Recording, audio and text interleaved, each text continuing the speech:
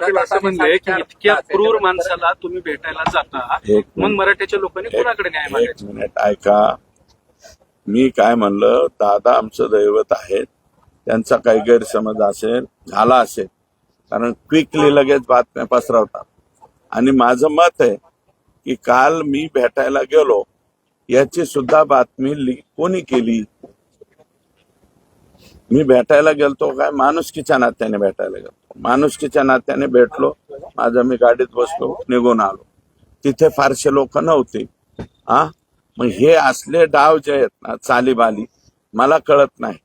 पण मी माझ्या माझ्या कर्मावरती ठाम आहे.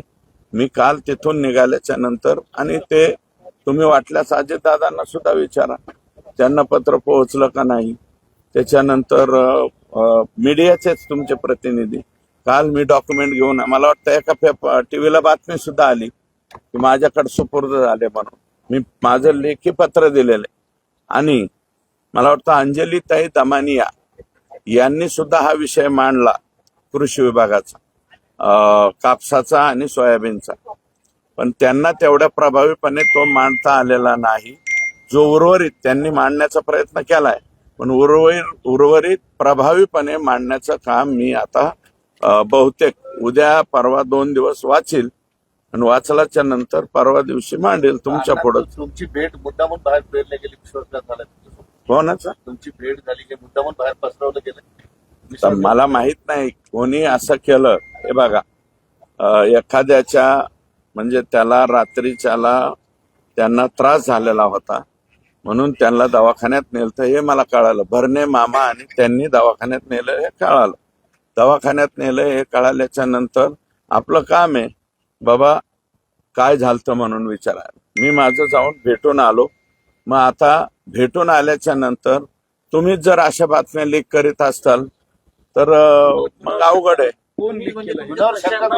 मला शंका कोणावर येत आता, मला वाटतं आज नाही, ती शंका लक्षात येईल कोण कोण काय केलंय. म्हणजे ज्यांना भेटले त्यांनीच लीक केलं असं वाटतं का? नाही, मी आज कोणाबद्दलच काय बोलणार नाही.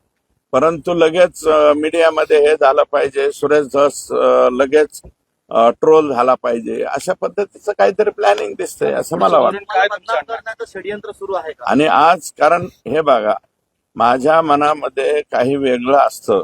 तर आज सकाळी सुद्धा, म्हणजे काल तर मी काल कोणते 2 काम केले ते मी तुम्हाला सांगितलं. रात्री मी माझ्या गावी आलो. आज सकाळी सुद्धा धनंजयशी बोललो, धनंजयचे मेहुणे हिंडकर त्यांच्याशी सुद्धा मी बोललो.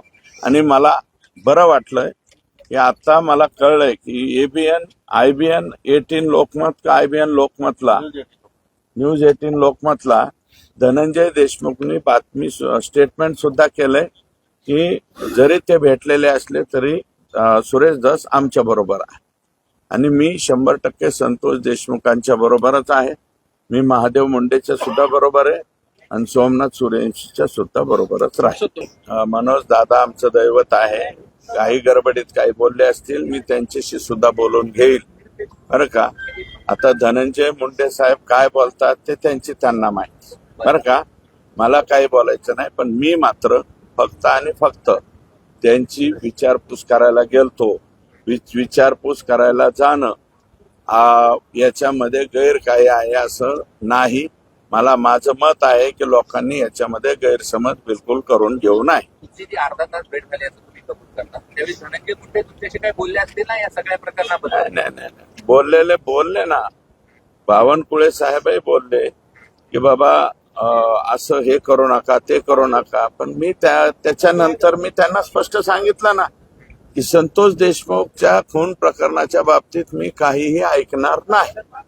आणि माझं मी उठून आलो. काय बोलले धनंजय यांनी, काय म्हटलं तुम्हाला? ते काय म्हणत होते की माझा सहभाग नाही. मी म्हणलं तुमचा सहभाग आहे का नाही हे तपासामध्ये निष्पन्न होईल. तपासामध्ये संपूर्ण निष्पन्न झाल्याच्या नंतर जर त्याच्यामध्ये तुम्ही दोषी नाही आढळला तर नंतरचा प्रश्न येतो, आत्ताचा नाही.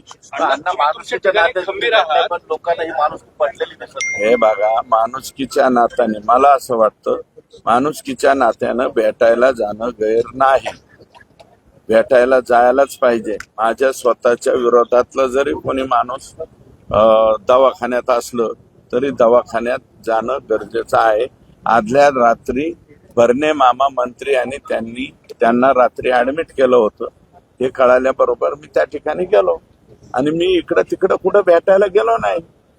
खाजगी रुग्णालयात नाही गेलो किंवा इकडं तिकडं कुठं नाही. त्यांच्या निवासस्थानी भेटायला गेलो आणि निवासस्थानी भेटून मी लगेच मी निघालो. धनंजय मुंडे तिथे येतील ही कल्पना नव्हती तुम्हाला? नाही कुठं दोन गोष्टी एकत्र करताय तुम्ही. दोन गोष्टी एकत्र करताय. 15-20 दिवसापूर्वीची ती घटना आहे. बावनकुळे साहेबांच्या निवासस्थानी मला त्यांनी जेवायला बोलवलं होतं. मी तिथे गेलतो.